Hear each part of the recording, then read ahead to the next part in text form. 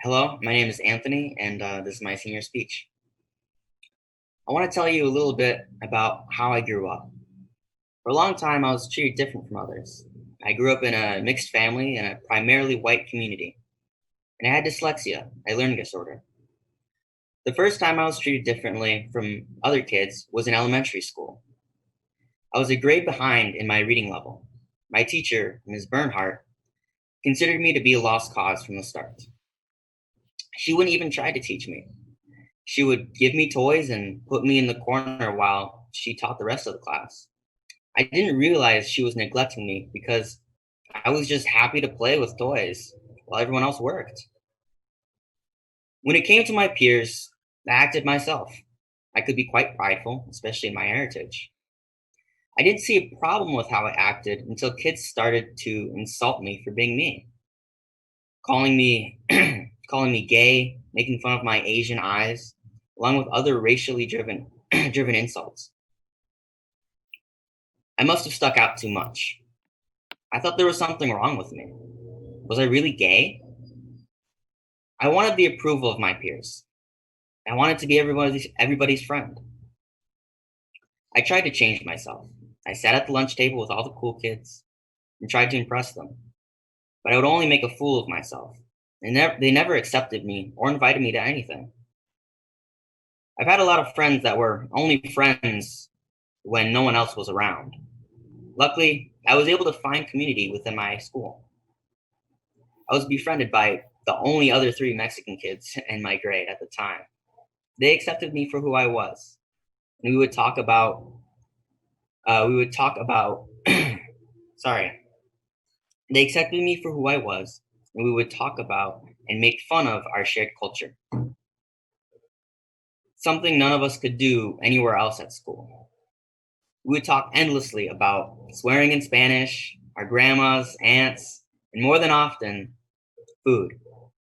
We would talk about homemade tortillas, tamales, and refried beans in every class we were in together.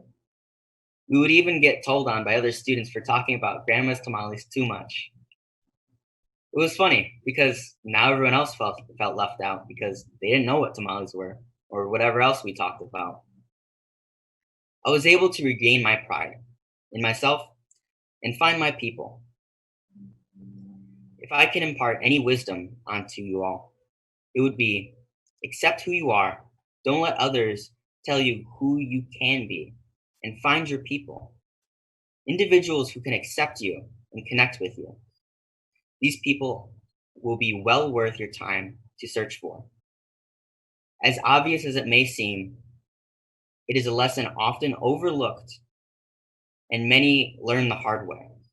Some people never learn this lesson because everyone wants to be included, and it's hard to accept when you're not. To my seniors, we will be spread all over the country at college next year, meeting people from all over the world. You will find your people there. People who are extremely similar to you while entirely diverse from you. I encourage you to be open to the people who take longer to find the groups because they will benefit from your acceptance and kindness more than you would know. I want to thank Elgin Academy and staff for teaching me not just curriculum, but also life lessons and skills. I would like to thank Mr. Rafferty for entering the 36 chambers with me, talking about superheroes and Star Wars with me, and facilitating my interest in true crime. Thank you to Dr. Herring. You really pushed me to become a better writer and deeper analyzer into the meaning of text. Senora Rosniak, I want to thank you for being a major advocate and supporter of my education and being the best advisor. To my coaches, thanks for teaching me leadership and making cross country and track a second family. My seniors, you guys are my third family. And as much as I hate some of you sometimes, I love you all, especially Jackins. Thank you, my parents. Mom, you've been my number one supporter and Tiger Mom. I owe you a lot of my accomplishments to your help. Dad, thanks for always giving so much to me and my brother. Whether you're remodeling our rooms or helping us make pinball machines and catapults, thank you for teaching me the value of manual labor. Lastly, to my brother, I could not have asked for a better friend. You beat me at almost every game except Injustice. I never needed many friends because I always have you.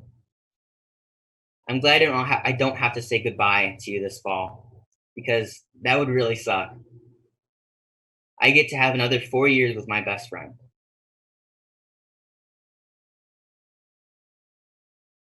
That concludes my speech.